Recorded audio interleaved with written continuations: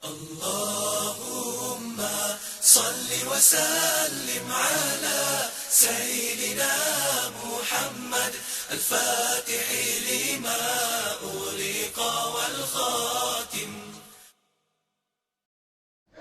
السلام عليكم ورحمة الله وبركاته. الحمد لله رب العالمين وبه نستعين على أمور الدنيا والدين، والصلاة والسلام على أشرف الخلق أجمعين سيدنا ومولانا محمد وعلى آله وصحبه ومن دعا بدعوته واستنى بسنته إلى يوم لقاء ربه وبعد. Bapak-bapak, ibu-ibu, hadirin hadirat, alim ulama, cerdik pandai, tokoh masyarakat, yang besar tak diimbau gelar, yang kecil tak dapat disebut nama. InsyaAllah kita semua hamba-hamba dimuliakan Allah Subhanahu wa ta'ala. Amin ya rabbal alamin. Hadis yang akan kita kaji subuh ini disebutkan dalam kitab Sahih Muslim. Ada juga disebutkan dalam kitab Sunan At-Tirmizi. Ada juga disebutkan dalam kitab Sunan Ibni Majah. Di antara kutub sittah. Kutub jamak dari kitab. Kutub artinya buku-buku. Sittah. Wahid, isnin, salasah, arba'ah, khamsah, sittah. 6. Ada 6 kitab induk hadis dalam Ahlus Sunnah wal Jamaah. Ini salah satu persimpangan kita dengan Syiah. Syiah tidak pakai kitab ini. Mereka pakai kitab riwayat Syiah, karena dia tidak menerima riwayat kecuali dari imam-imam dia saja. 2 sahih, 4 sunan. 2 yang sahih itu Sahih Bukhari, Sahih Muslim. 4 sunan, mudah cara mengingatnya. Yang pertama Abu, yang terakhir Ibnu. Abu maksudnya Abu Daud, Sunan Abi Daud, Sunan Nasai, Sunan Tirmizi, Sunan Ibni Majah. Begitu saya mengajar mahasiswa biar mudah menghafalnya. 2 sahih, 4 sunan. Sahih Bukhari, Sahih Muslim. 4 sunan, yang di awal Abu, yang di akhir Ibnu. Sunan Abi Daud, Sunan Nasai, Sunan Tirmizi, Sunan Ibni Majah. Hadis ini ada dalam Sahih Muslim, ada dalam Sunan Tirmizi, ada dalam Sunan Ibni Majah. Tapi teks hadis yang kita kaji subuh ini dikutip dari kitab Sahih Muslim. Kenapa disebut kitab ini sahih? Karena semua isi hadisnya sahih. Tidak ada dhaif, tidak ada maudhu', tidak ada hadis palsu, tidak ada hadis lemah. Sahih semua. Maka disebut dia dengan sahih. Mengapa di ujungnya disebut Sahih Muslim? Karena nama penyusun penulisnya adalah Al-Imam Muslim Ibnul Hajjaj Al-Qushairi An-Naisaburi, meninggal pada tahun 261 Hijrah. Tak masuk akal. Bagaimana mungkin seorang imam yang meninggal tahun 261 bisa meriwayatkan hadis dari Nabi, sedangkan Nabi meninggal tahun 11. 261 kurang 11 berarti jarak dia dengan Nabi 250 tahun. Kalau satu generasi 50 berarti ada 5 generasi. Bagaimana dia dapat itu? Dari mimpi. Mimpi tak dipakai dalam ilmu hadis. Sedangkan dalam ilmu hadis ada silsilah periwayatan. Maka Imam Muslim meriwayatkan hadis ini dari gurunya. Maka dalam sanadnya dia katakan haddatsana Qutaibah bin Sa'id. Haddatsana, guru kami menceritakan kepada kami. Nama guru Imam Muslim itu Qutaibah bin Sa'id. Qutaibah meriwayatkan hadis ini dari siapa? Dari gurunya, namanya Abdul Aziz, yakni Ad-Darawardi. Abdul Aziz mana? Abdul Aziz banyak. Abdul Aziz Ad-Darawardi. Abdul Aziz Ad-Darawardi meriwayatkan dari siapa? Dari gurunya. Namanya siapa? Al-Ala ibni Abdurrahman. Al-Ala ibni Abdurrahman meriwayatkan dari siapa? Dari An-Abihi, dari bapaknya. Namanya Abdurrahman ibnu Yaqub. Meriwayatkan dari siapa? Dari sahabat Nabi. Namanya Abdurrahman, yang bergelar selalu membawa kucing dipanggil Nabi ya Abahir. Maka disebut dia dengan Abu Hurairah. Abu Hurairah meriwayatkan dari gurunya, Nabi kita Sayyidul Anbiya wal Mursalin, Sayyidina wa Maulana Muhammad sallallahu alaihi wasallam. Nabi Muhammad mendapat itu dari Jibril alaihissalam, dari Allah subhanahu wa ta'ala. Jadi kalau mau dibuatkan skema sanad istilahnya, Muslim mendapatkan dari Qutaibah ibnu Sa'id, Qutaibah ibnu Sa'id mendapatkan dari Abdul Aziz Ad-Darawardi, Abdul Aziz mendapatkan dari Al-Ala bin Abdul Rahman, mendapatkan dari Abdul Rahman, mendapatkan dari Abu Hurairah, mendapatkan dari Nabi Muhammad sallallahu alaihi wasallam. Itulah yang tidak ada di dalam perjanjian baru itu.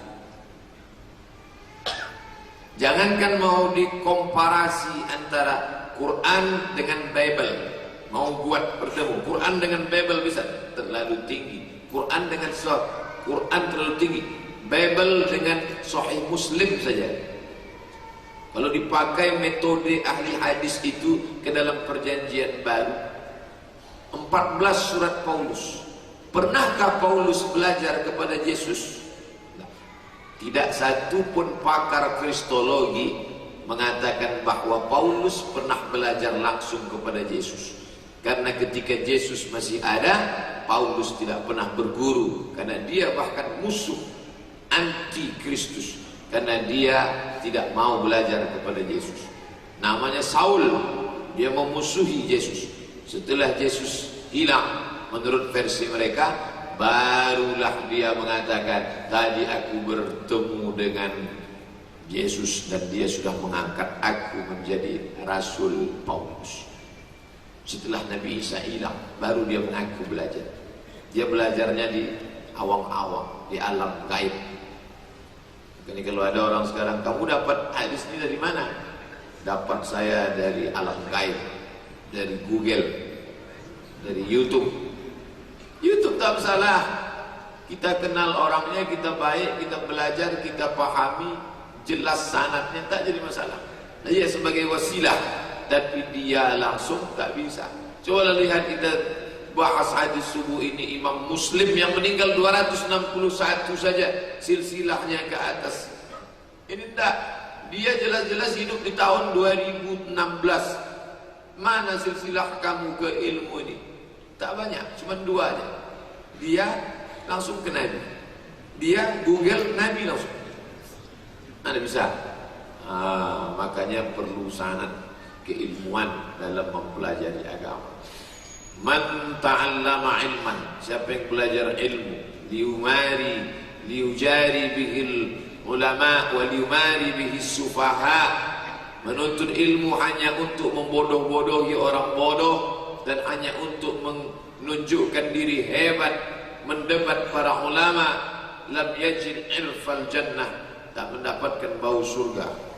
Tapi tetap kepada guru-guru, dengan berguru itu orang akan merasa rendah hatinya.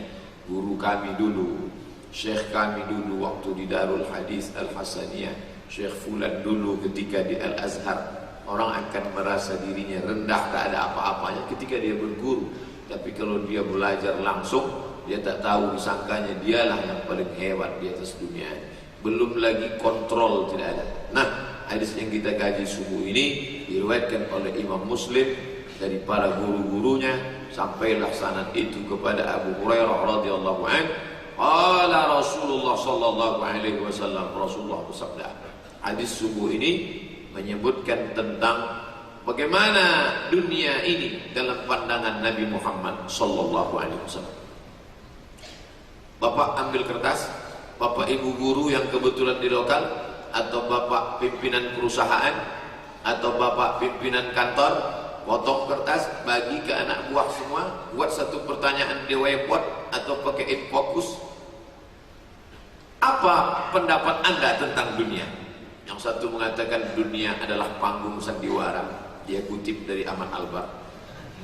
Yang satu mengatakan dunia begitu kejam karena kebetulan dia sedang kacau balau.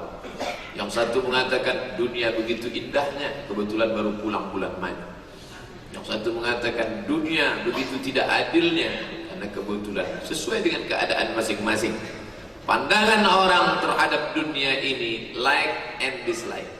Kebetulan dia sedang senang, dunia begitu indah. kebetulan dia sedang kacau balau, dunia ini begitu kejam, maka satu-satunya pandangan yang paling benar adalah pandangan yang datang dari wahyu, karena dia bukan mengikut hati dan perasaan. Wa ma yantiqu 'anil hawa in huwa illa wahyun yuha, dari Allah Subhanahu wa taala. Sebelum kita lanjutkan, kita ikuti selingan berikut ini. Mobil Kijang BM1828 QV, lampunya hidup, belum dimatikan. Baik, kita lanjutkan. Nah, apa pandangan Nabi berdasarkan wahyu Allah tentang dunia? Qala Rasulullah sallallahu alaihi wasallam, Rasulullah bersabda, "Ad-dunya, dunia ini sijnul mu'mini."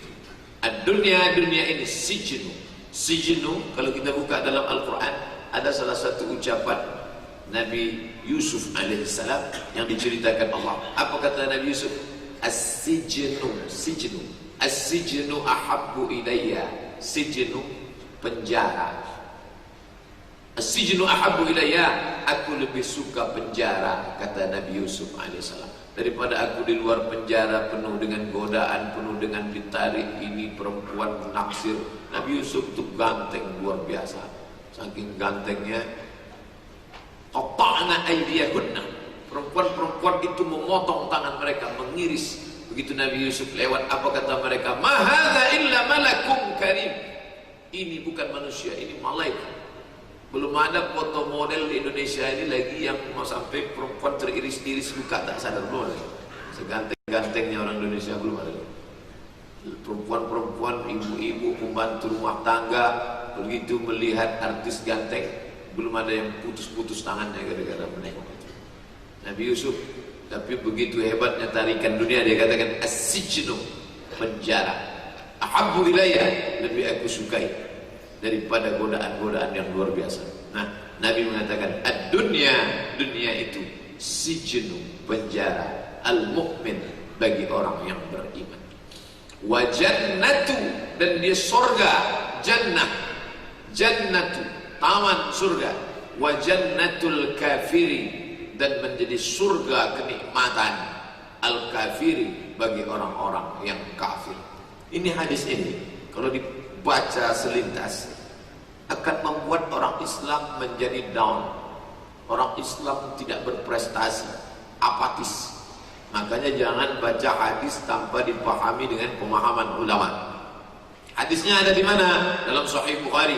Baca syarahnya yang ditulis oleh Al-Imam Al-Hafiz Ibnu Hajar Al-Asqalani dalam kitabnya berjudul Fathul Bari, Syarah Sahih Al-Bukhari. Beda syarah sama tafsir Pak Ustaz. Kalau Al-Quran tafsir, baca ayat fi qulubihim maradun, dalam hati mereka ada penyakit. Penyakit apa? Buka tafsir yang paling tua, ditulis oleh Imam Abu Ja'far Ibnu Jarir At-Tabari. Selalu disebut orang tafsir At-Tabari karena yang menulisnya Imam Tabari dari Tabrustan. Maka kata Imam Tabari dijelaskannya menurut riwayat, makna maradun, penyakit, artinya ribatun, syakkun, ragu. Dalam hati mereka itu ada keraguan. Jadi orang-orang yang dalam hatinya ada ragu, itu hatinya sedang berpenyakit. Oh, itu maknanya. Saya sangka tadi penyakit liver, rupanya penyakit ragu. Baca ayat tak paham maknanya, buka tafsir Ibnu Katsir, namanya tafsir Al-Quranil Azim, tapi kebetulan yang menulisnya namanya Ibnu Katsir, kata orang tafsir Ibnu Katsir. Mazhabnya Syafi'i. Imam Ibnu Katsir itu mazhabnya Syafi'i, namanya Imam Abdul Fida Ismail Ibnu Katsir. Oh, saya mau tafsir yang kontemporer, yang kekinian zaman sekarang.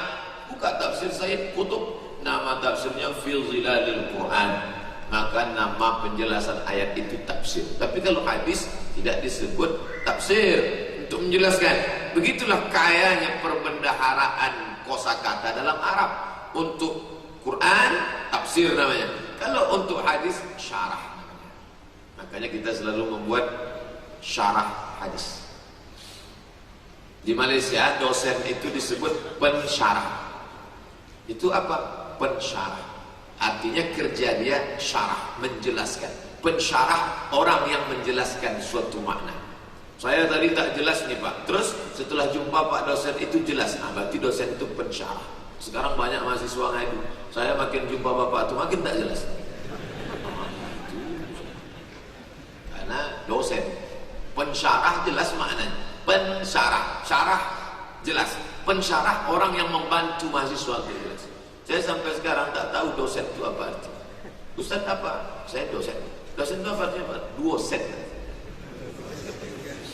Gajinya dosen. Nah, maka makna hadis ini kamu kedapatnya di mana? Saya ketemu hadis ini dalam Sunan Tirmizi. Sudah ada syarahnya. Apa nama syarahnya kalau hadis itu dalam Sunan Tirmizi? Tuhfatul Ahwazi, syarah Sunan Tirmizi. Saya ketemu hadis ini dalam Sunan Abi Dawud, baca syarahnya. Apa nama syarahnya? Aunul Ma'bud, syarah Sunan Abi Dawud. Saya ketemu hadis ini dalam kitab Muwatta Imam Malik. Imam Malik gurunya Imam Syafi'i, meninggal tahun 179. Namanya Imam Malik bin Anas. Nama kitabnya Muwatta, kitab hadis paling tua yang ada dicetak di dunia ini sekarang. Muwatta. Itu ada syarahnya. Ada nama syarahnya Al-Muntaqa, ditulis oleh Imam Al-Baji. Ada namanya syarahnya Al-Musawwa. Ada lagi nama syarahnya itu adalah At-Tamhid lima fil Muwatta minal ma'ani wal asanid, ditulis oleh ulama Maghrib Maroko, imam besar, namanya Imam Ibnu Abdul Bar. Nama kitabnya At-Tamhid. Berapa tahun dia mempelajari kitab Muwatta Malik itu? 40 sanah, 40 tahun. 40 tahun dia kaji kitab Muwatta, maka dia syarah. Nama-nama periwayatnya dia jelaskan, hadis-hadis yang katanya putus sanadnya dia sambungkan sebutnya, dan yang katanya ini dhaif ternyata sahih. Lalu dia buat kitab besar panjang berjilid-jilid, At-Tamhid lima fil Muwatta minal ma'ani wal asanid. 40 tahun. Yang 40 tahun itu sekarang dipres menjadi 2 SKS 16 tatap muka. Potong mid semester, potong pertemuan pertama, potong libur asap 3 hari. Tinggal 10. Yang 10 itu pun kadang-kadang dosen lambat, kadang-kadang mahasiswa lambat, kadang-kadang sama-sama lambat. Apa yang didapatkan dari pelajaran yang begini? Maka selalu saya pesankan ke mahasiswa di lokal, ini pertemuan kita terakhir, sebentar lagi kita akan UAS, ujian akhir semester. Jangan kalian cukupkan hanya di sini. Ada halaqah talaqi pengajian, datang. Begitu juga pesan ke adik-adik yang mau ke Mesir, mau berangkat ke Timur Tengah, Maroko, ke Sudan, jangan kalian cukupkan di lokal saja. Ada talaqi halaqah di masjid, datang. Masjid kita jadikan sebagai pusat kembali kepada ajaran Islam. Tidak hanya lokal. Lokal itu hanya untuk berdiskusi, bermuzakarah, ijazah. Kita tak bisa melepaskan diri dari ijazah, tapi mencukupkan ilmu hanya di lokal. Apalagi sekarang buka pula khusus lagi. Dulu orang belajar Senin Selasa, sekarang ada lagi namanya lokal Sabtu Minggu, lokal Sabtu Ahad. Sabtu 8 tatap muka, Ahad 8 tatap muka, 16 selesai. Bayar duduk sarjana, bayar duduk sarjana. Kambing pun dikasih baju jas itu sarjana. Ini kacau ya. Bagaimana keilmuan kita ke depan nanti? Alhamdulillah, apapun yang terjadi, tafsir kita tetap fokus belajar. Hadis lanjut.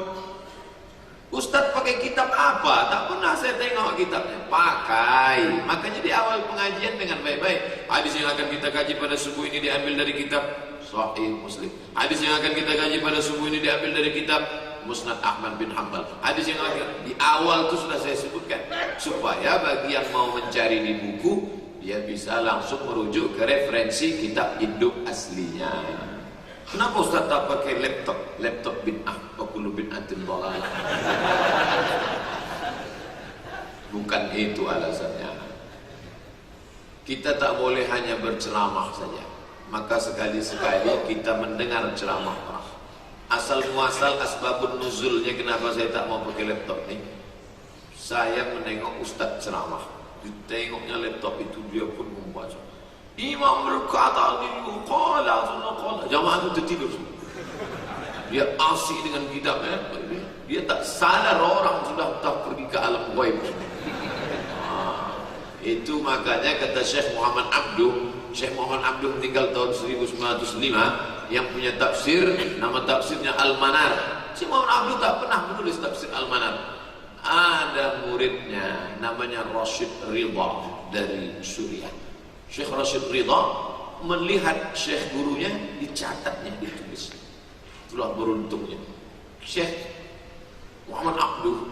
Kata dia, kalau kamu mau membangkitkan semangat umat ini, Syekh Muhammad Abduh mengajar tafsir. Karena kata dia, ketika seorang itu melihat dari raut wajah, cara bicara, intonasi suara, itu yang tidak didapatkan dari buku. Buku ya sesuai dengan yang membaca. Bacalah novel ayat-ayat cinta. Lain gambaran tokoh yang ada di situ antara si pembaca ini dan pembaca ini. Sesuai dengan gambaran dia masing-masing. Tapi ketika melihat langsung, melihat tafsir Al-Ma'rifah Dr. Mustafa Umar, bagaimana gaya bicara dia, bagaimana Syekh Muhammad Mutawalli Asy-Sya'rawi, Masya Allah, ketika umurnya sampai 80 tahun membacakan tafsir. Beliau lahir 1911, meninggal 1998. Di saat napasnya sudah pendek sesak, tapi kalau dia sudah duduk memegang menjelaskan tafsir Asy-Sya'rawi, tulis di www.youtube.com Sya'rawi, enter. Bagaimana bangkit semangat kita di bulan Ar-Rahman.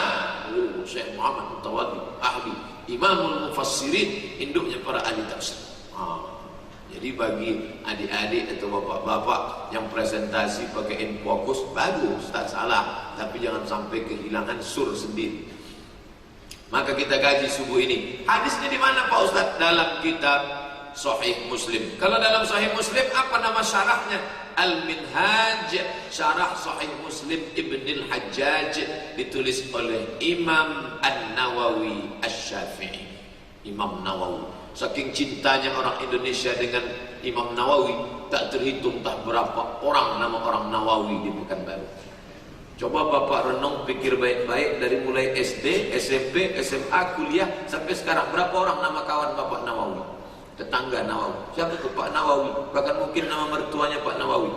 Yang sebut-sebut sering Pak Ustaz, adanya orang di belakang. Imam An-Nawawi. Imam An-Nawawi itu luar biasa, amazing. Sampai-sampai kalau dihitung umurnya dengan bukunya tidak masuk akal. Bagaimana orang yang umurnya tak sampai setengah abad, tapi kitabnya. Imam Nawawi, kata Maulana Syekh Ali Jum'ah, Imam Nawawi itu duduk sambil megang pena sama kertas. Jatuh dia, begitu bangun nulis lagi. Tidurnya pas nulis. Jadi kalau ada jamaah, Ustaz banyak-banyak istirahatnya Ustaz. Saya tengok Ustaz yang mati.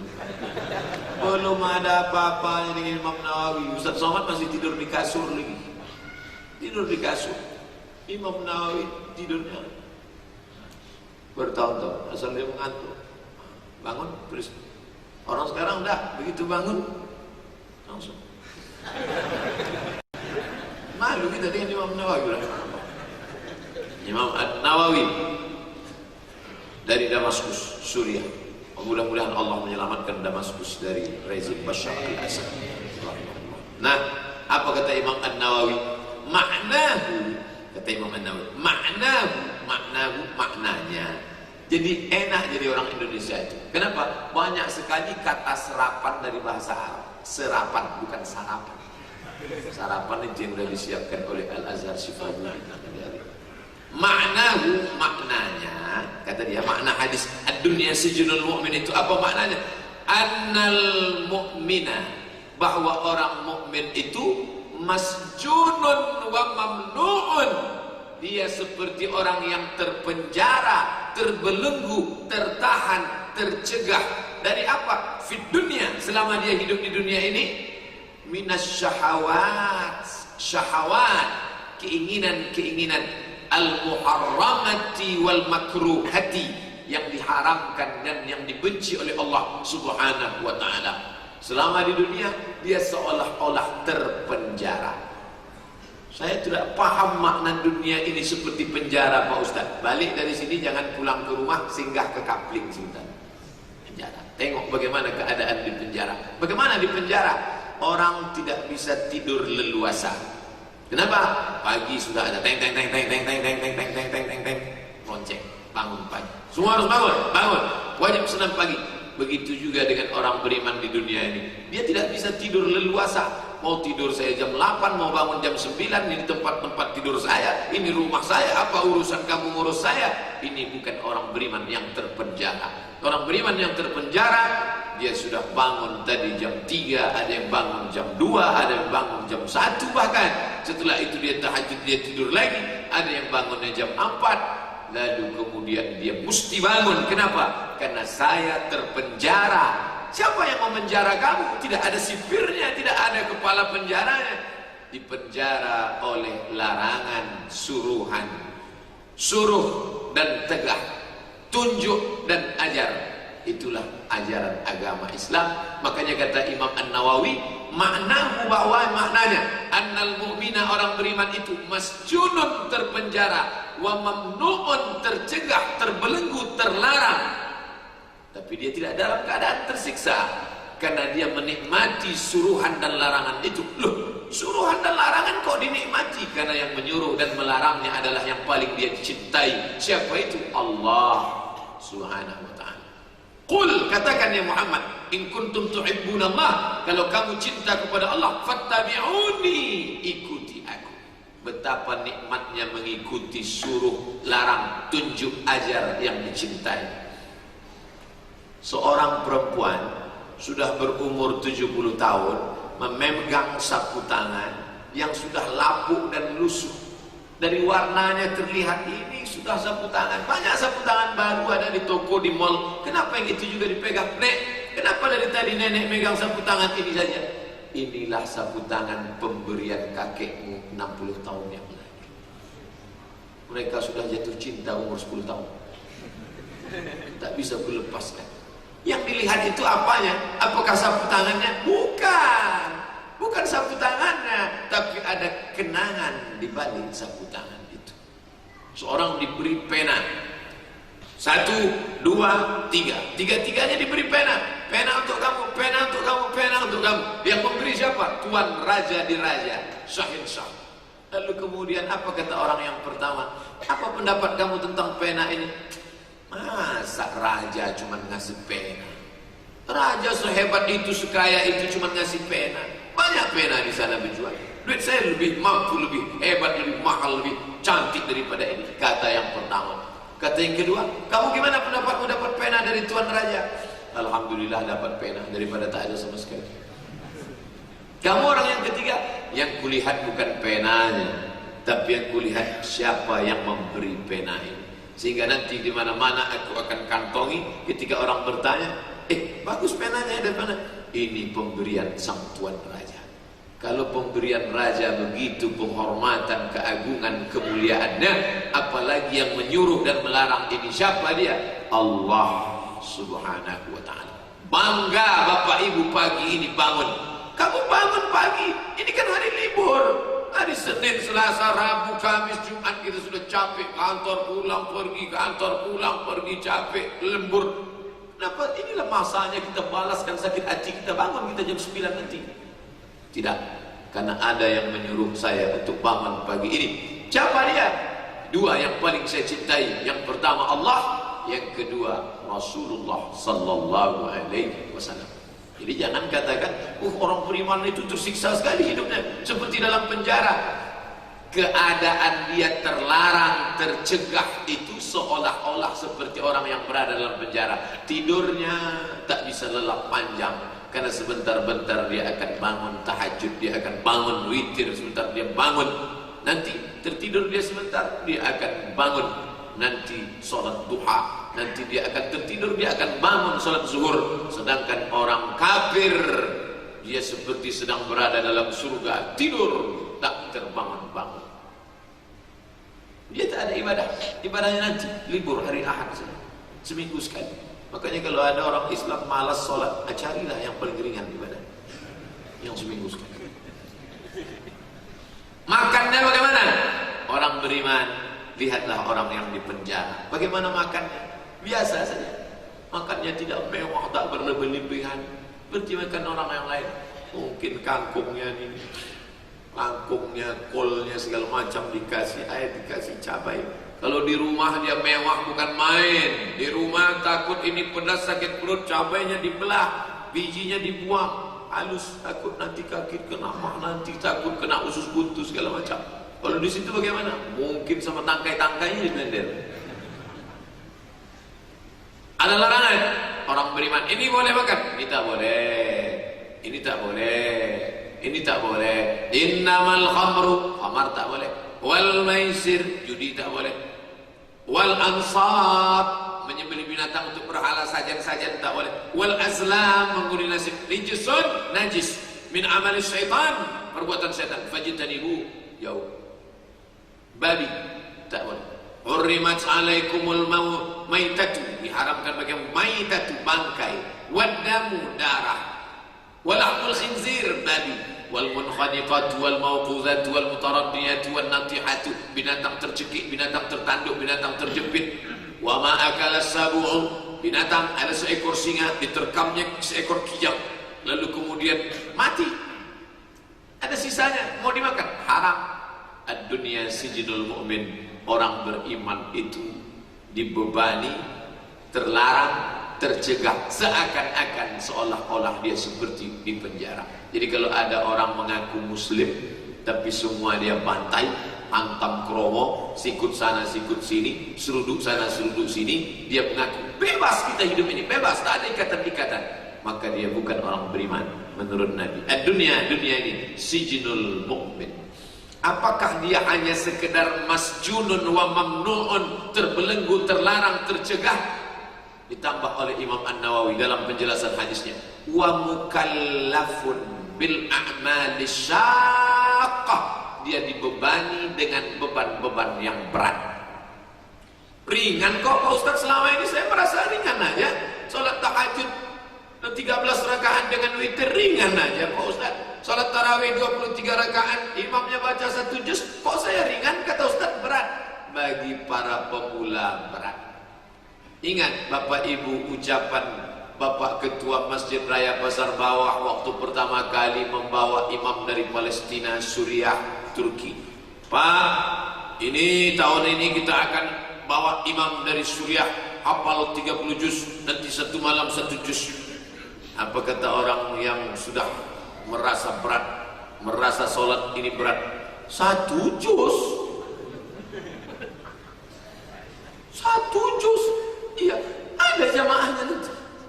Itu pertanyaannya, ada jamaahnya nanti. Sudah berapa tahun bertahan 1 juz 1 malam, jamaahnya bukan berkurang makin sedikit, malah makin banyak. Begitu juga dulu waktu digagas sholat 1 juz 1 malam di Masjid PMC, Masjid Al-Fatah, Rumah Sakit PMC. Di mana sholat? Di Masjid PMC. 1 juz ya, ada orang nanti di situ sholat. Sampai malam terakhir, saat hujan lebat macet total, kebetulan malam itu saya tausiah, ini katanya tak akan ada, penuh Masjid PMC. Sampai malam terakhir, penuh ibu-ibu sampai ke belakang. Hampir tergusur ikan-ikan mas yang ada di belakang. Ternyata orang selalu memikir baju dia, mengukur baju kawannya dengan baju dia. Tak bisa. Kita kalau mau belikan kawan baju, ukur pakai baju dia, jangan pakai ukuran kita. Pengurus masjid kalau berpikir dengan pikiran dia, itu dipertahankannya lah imam kul. Imam trikul namanya. Kul Allah, wal falak, wal binas. Tambah satu lagi kul ya ayyuhal kafirun. Berpikir dengan pikiran orang yang terpenjara, orang-orang yang merasa dunia ini berat, tapi bagi orang yang sudah menganggap kenikmatan luar biasa, kata Imam An-Nawawi, mukallafun, dia dibebani dengan apa? Bil a'mali syaqqah, amalnya berat, ada kerja paksa di penjara. Bagi penjara-penjara di Amerika itu ada hukuman masuk penjara dengan kerja paksa selama 10 tahun.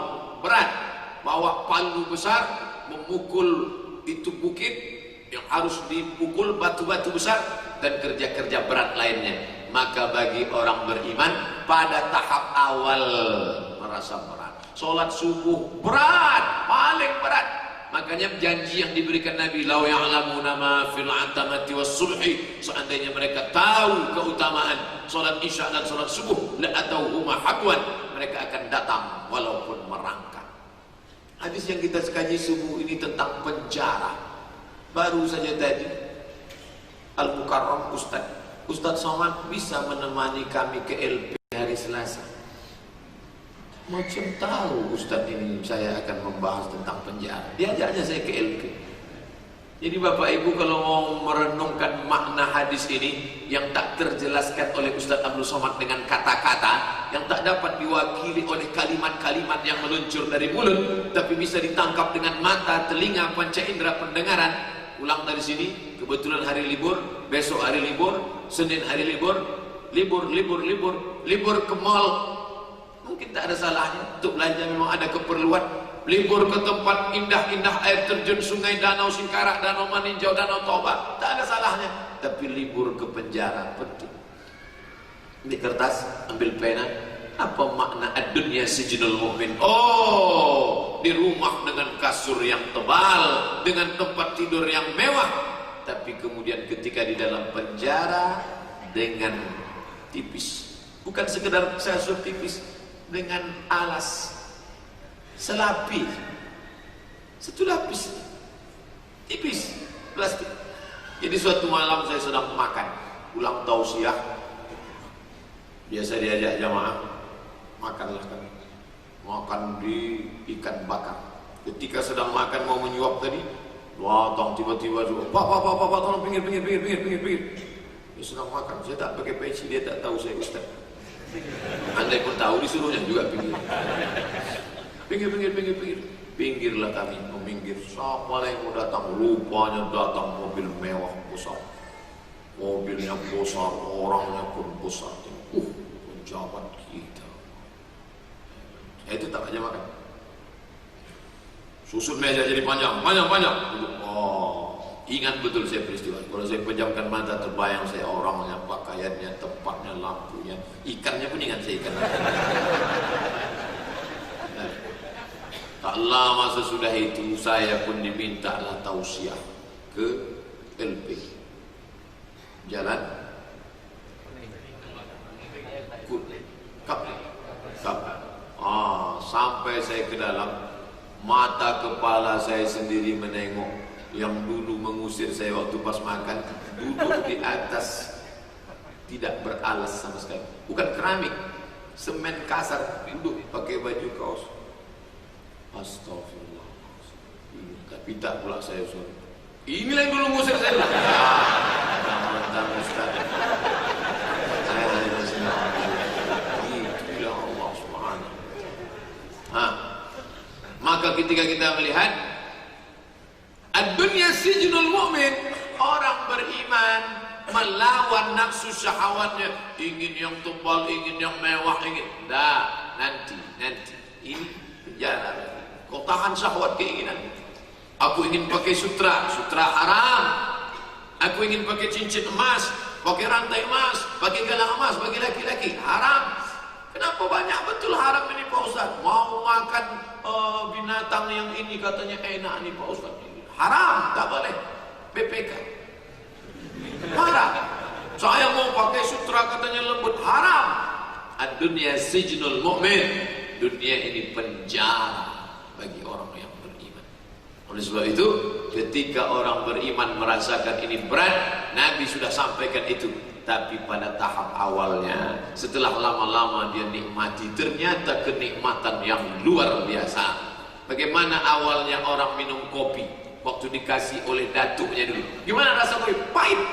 Tapi sekarang kalau tak ada kopi tak bisa. Sebelum mengajar di kampus ada dosen, tolong beli satu, belikan kan Bapak. Kalau ini tak keluar sanad-sanad dari sini. Saya sampai sekarang tak. Ada orang model begitu. Kalau itu masih lumayan, yang parah, tolong belikan dulu, saya udah tak keluar nanti. Macam-macam. Awalnya berat, tapi setelah dia menikmati luar biasa. Sampailah kami perkampungan Talang Mawar. Ini tadi ada dikatakan sebagian kawan kita berangkat, tadi SMS-nya sudah masuk, Ustaz Somad kami mohon izin berangkat. Saya bilang berjalanlah jihad di jalan Allah, menolong orang susah. Bagi yang tak mampu dia berikan dananya mentah. Sampai kami di sana, begitu duduk diberikanlah daun sirih, colekkan kapur, potongkan gambir, ambil pinang. Saya tengok, oh begitu caranya ya, ininya dioles ya. Habis itu dilipat ya. Habis itu dimakan ya. Dia makan, saya pun makan. Dia senyum, saya pun mau diludahkan madu, dia ditelan, kita telan juga. Dia menelannya enak, kita menelannya kasar. Kenapa? Karena kita baru pemula, sedang dia sudah profesional. Enak Pak Ustaz? Enak. Bercampur semua di dalam. Ada rasa pedas, ada rasa pedar, ada rasa pahit, ada rasa kelat, ada. Tapi pepatah sudah mengatakan, habis manis sepah dibuang, jangan sepahnya pun telan. Pemula, kalau merasakan sirih saja begitu pahitnya, apalagi merasakan nikmatnya sholat sunat, apalagi merasakan munajat, apalagi merasakan sholat tahajud, apalagi merasakan manisnya doa, apalagi merasakan pahitnya odot one day one juice. Jadi ada orang-orang yang belum sampai kepada kenikmatan itu, lalu dia katakan, bingung saya nengok Pak Anu itu Pak, kenapa? Subuh ke masjid, zuhur ke masjid, asar ke masjid, isya ke masjid. Heran saya nengok ibu Anu itu, kenapa? Iktikaf kemarin sampai 10 malam anaknya ngantar ke masjid. Dia sudah merasakan kenikmatannya, ente belum lagi merasakannya, sehingga mengatakannya pahit, mengatakannya kelat. Betul kata Nabi SAW. Apa kata Nabi? Halawatal iman, halawah, manis. Kenapa dikatakannya manis? Menurut orang pahit, tapi orang yang sudah sampai merasakannya, dia katakan manis. Tapi Nabi tetap mengatakan dunia ini, ad-dunya sijnul mu'min, dunia penjara bagi orang beriman, karena ada larangan, ada beban. Jangan pakai pakaian yang terlalu mewah, jangan memakai sutra, jangan pakai emas, jangan makan ini, jangan makan ini, jangan makan yang menjijikkan. Pak Ustadz, bagaimana hukumnya? Saya bekerja di perusahaan, tiba-tiba harus membuatkan ini, dananya segini, tapi ditulis gini, haram. Saya meletakkan uang saya 1 miliar, 1 tahun dapat bunganya begini, haram. Banyak betul ini haram, haram, haram. Ad-dunya sijnul mu'min, dunia penjara bagi orang beriman. Idza mata, kalau dia mati, fa idza matu. Nah, ini kita lanjutkan ucapan Imam Nawawi. Apa kata Imam Nawawi? Fa idza matu, kalau dia mati, istarahu. Istaraha, yastarihu, istirahat. Itu dari bahasa Arab itu. Istarahu, ketika dia mati, disitulah dia baru istarahu, istirahat, keluar dari penjara. Aneh bin ajaib, yang melepasnya malah menangis, meratap, meraup, menarik-narik. Kenapalah kau cepat mati bang? Kenapa? Kamu nangis kenapa? Saya kasihan dia meninggal Pak Ustaz, nanti dia dimakan cacing tanah. Yang kita tangis itu bukan dia, karena dia baru saja keluar dari penjara. Yang kita tangisi itu mestinya adalah kita, karena kita masih berada di dalam penjara. Masuk dalam penjara, tiba-tiba ketemu kawan sedang datang bawa surat. Surat apa tuh? Insya Allah aku sore ini bebas. Nangis kawannya. Yang ditangis itu siapa? Bukan menangisi dia yang lepas. Engkau sudah lepas friend, sore ini kau sudah balik ke rumah bro, makan asam padeh. Yang ditangisi itu adalah kita. Makanya saya kalau menengok melawat jenazah sahabat, kawan, jamaah, keluarga meninggal, nangis Ustaz, menangis saya. Apa yang Ustaz tangiskan? Engkau sudah bebas wahai saudaraku dari penjara ini, sedangkan aku masih lagi di dalam menghadapi maksiat, dosa, dosa mata, dosa telinga, dosa hati, dosa otak, dosa pikiran, subhat, haram, riba, narkoba, zina, masih lagi berada di keliling kita. Kuat tidak kami menghadapi ini? Engkau sudah keluar, dibuka penutup wajahnya, senyum. Kenapa dia senyum? Kata Pak Ustadz, mati itu sakit. Kata Ustadz, mati itu seperti ditebas pedang di tempat sama beratus kali. Kenapa dia tersenyum? dia baru saja fa idza matu, ketika dia mati istirahat, keluar dari penjara.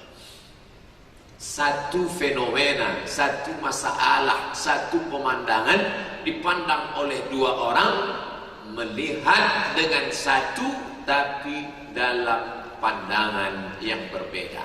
Mati, semua orang mengatakan dia mati. Meninggal dunia, semua orang mengatakan meninggal dunia, tapi orang beriman memandangnya dengan pandangan yang berbeda. Orang yang tidak belajar, orang yang tidak mengaji, sedih dia karena melepas ini, akan mati, akan dimakan cacing tanah, akan tidak makan lagi, nanti tidak lagi ikut makan sama kami, tempat tidurnya tinggal, hartanya tinggal, keluarganya tinggal. Orang beriman tidak melihat itu. Saudaraku ini sudah lepas, sedangkan aku masih lagi terbelenggu dalam penjara yang panjang. Sampai kapan? Sampai malaikat datang. Dan sebelum malaikat Israel mencabut nyawa, saat itu dia sudah dibisikkan, Allah takhafu, jangan kau takut. Kau bukan sedang di penjara, kau akan keluar penjara. Di sini yang banyak beban itu, di sini yang banyak musibah itu, di sini yang banyak bencana itu. Tapi setelah ini kau akan lepas, hai saudaraku.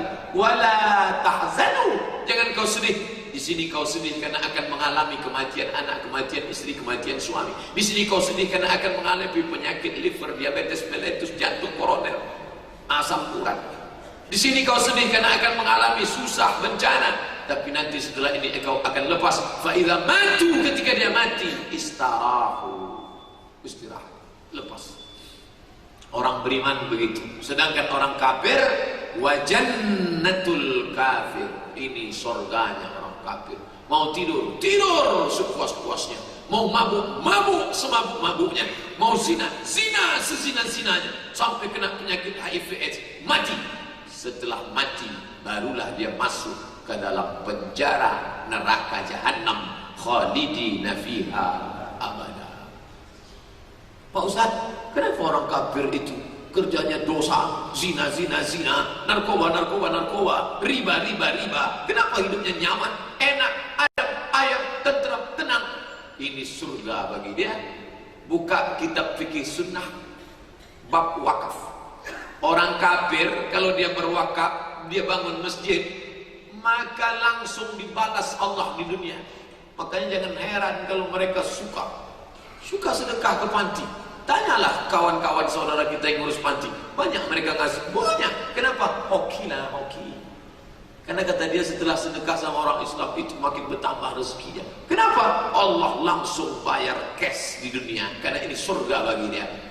Jadi Pak Ustaz, orang kafir kalau dia bersedekah, berbuat baik di dunia, dibalas Allah langsung. Supaya apa? Di akhirat tinggal masuk neraka aja.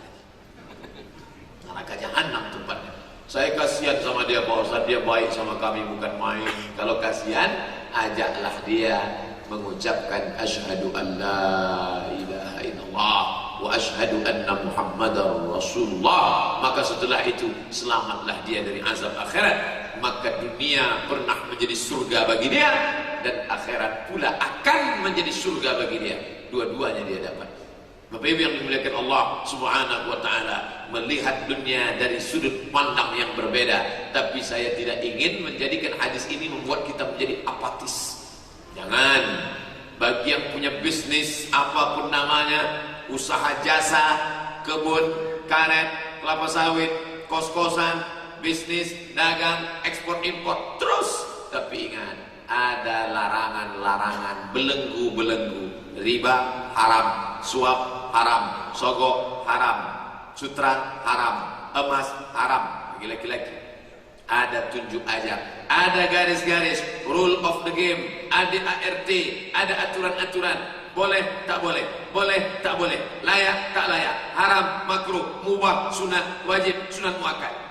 Sijnul mu'min, penjara bagi orang beriman. Seorang ulama besar namanya Al-Hafiz Ibnu Hajar Al-Asqalani. Kalau disebut Al-Hafiz di tempat kita, itu berarti orang hafal Quran. Al-Hafiz, hafal Quran. Tapi kalau dalam ilmu hadis disebut Al-Hafiz, berarti dia hafal 300.000 hadis, 300.000 hadis. Dalam kepalanya 300.000 hadis. Namanya siapa? Al-Hafiz Ibnu Hajar Al-Asqalani. Nama kitabnya Fathul Bari Syarah Sahih Al-Bukhari. Jabatannya Qadhi Qudat, Qadhi Hakim, Qudat Hakim. Hakimnya para hakim, hakim agung, hakim tinggi. Dengan pakaian yang mewah, dengan kuda kendaraan yang mewah, dia sedang berjalan di kota Kairo. Al-Hafiz Ibnu Hajar Al-Asqalani, ahli hadis, ahli fikih, mazhabnya Syafi'i, orangnya cerdas, hafalannya banyak, jabatannya tinggi, hakim agung kota Kairo. Sedang berjalan, datang orang Yahudi, jalan kaki, susah, miskin, melarat, menjumpai dia. Imam Ibnu Hajar sedang di atas, Yahudi di bawah. Apa kata si Yahudi? Hakim agung, ya, saya pernah mendengar hadis Nabi kalian. Apa bunyinya? Ad-dunya sijnul mu'min wa jannatul kafir. Dunia itu penjara bagi orang beriman, surga bagi orang kafir. Kenapa kamu beriman naik kuda mewah, naik pakaian mewah, tapi surga? Sedangkan aku orang kafir, kenapa susah? Dia mau mengkritik hadis ini dan dia mau menyindir. Engkau ulama, katanya ulama itu kan harus zuhud, harus bersusah-susah. Kenapa pakai kendaraan mewah, pakai pakaian mewah? Sedangkan aku orang kafir, berarti nabimu bohong. Apa kata Imam Al-Hafiz Ibnu Hajar Al-Asqalani menjawab dengan santai. Dunia ini penjara bagiku, sedangkan surga bagimu. Akhirat nanti adalah surga bagiku dan penjara bagimu. Hadis itu sahih, kata Al-Hafiz Ibnu Hajar Al-Asqalani. Dunia ini penjara bagiku, sedang di penjara saja begini aku mewahnya, apalagi di surga. Sedangkan dunia ini surga begini kau susahnya, apalagi di akhirat nanti. Mendengar itu langsung dia bersyahadat, asyhadu an la ilaha illallah wa asyhadu anna Muhammadar Rasulullah. Mendengar satu hadis orang Yahudi yang mengkritik bersyahadat. Kita sudah berapa hadis kita kaji, bertambahkah iman kita kepada Allah Subhanahu wa taala. Mudah-mudahan dengan mengaji mengubah cara pandang, merubah pola pikir, mindset, otak, setting. Bagaimana men-setting yang selama ini satu orang tokoh Indonesia, pahlawan, dan kita sebagai orang Sumatera, bil khusus Minangkabau, bangga dengan beliau, Haji Agus Salim. Orang yang cerdas. Salah satu kenapa kita merdeka banyak, tapi di antara yang berperan di antaranya Haji Agus Salim. Orang Belanda tidak mau melepas kita karena katanya orang kita bodoh, orang kita goblok. Begitu Haji Agus Salim dengan pakaian yang sederhana, dengan pecinya, disangka mereka ini apa ini? Bicara bahasa Inggris oke, bahasa Belanda oke, bahasa Arab oke. Layak sudah untuk merdeka, kata mereka. Padahal cuma dia aja yang bisa gitu. Mengajar, Haji Agus Salim itu dosen di Amerika, bukan dosen di Indonesia, dosen di Amerika. Saya beli satu bukunya yang ditulis oleh orang Barat, kumpulan ceramah Haji Agus Salim ketika menjadi dosen di Amerika, Columbia University. Bukan tanggung-tanggung, mengajar pakai bahasa Inggris, pakai bahasa Belanda, pakai bahasa Arab, mengalir saja di mulutnya. Tinggal di sebuah rumah yang kecil, WC-nya selalu tersumbat. Kalau WC itu tersumbat, istrinya orangnya penjijik, muntah-muntah. Akhirnya gimana caranya? Disuruhnya istrinya itu buang air di satu tempat, dia yang membuang ke WC. Rumah itu kecil, maka karena rumah itu kecil, selalu disettingnya robah. Minggu ini, pekan ini dibuat mejanya di sini, tempat tidur di sini, supaya jangan bosan. Minggu depan setting, disetting. Dunia ini penjara bagi yang usah. Bagi dia dunia ini penjara, karena dia anggap akan ada kenikmatan di luar penjara. Yang membuat kita semangat hidup di dunia ini apa? Kenapa orang Islam tak pernah putus asa? Kenapa dia tidak putus asa dengan rumah kecil, dengan WC tersumbat itu? Karena di luar penjara ada kenikmatan yang luar biasa yang dijanjikan Allah. Dan Haji Agus Salim sudah mendapatkan itu. Dari mana Ustaz tahu? Saya husnuzan. Yang membuat mereka bertahan, yang membuat mereka istiqomah di dalam penjara adalah karena ada harapan-harapan. Kalau aku keluar dari sini, aku akan berjumpa dengan anakku. Kalau aku keluar dari sini, aku akan tinggal di rumahku yang mewah. Kalau keluar dari sini, aku akan bisa makan enak. Kalau keluar dari... Itulah yang membuat mereka tetap hidup di penjara. Seandainya tidak ada harapan itu, dia sudah lama mati. Dia ambil selendang, dia gantung diri, dia minum baygon, dia minum racun tikus, dia mati. Kenapa mereka tetap bertahan? Karena ada kenikmatan yang luar biasa menanti di luar penjara nanti. Penjara ini tak lama kita di sini. Akan ada kenikmatan. Apa kata Allah? Wasari'u ila maghfiratin min rabbikum. Bersegeralah engkau kepada ampunan.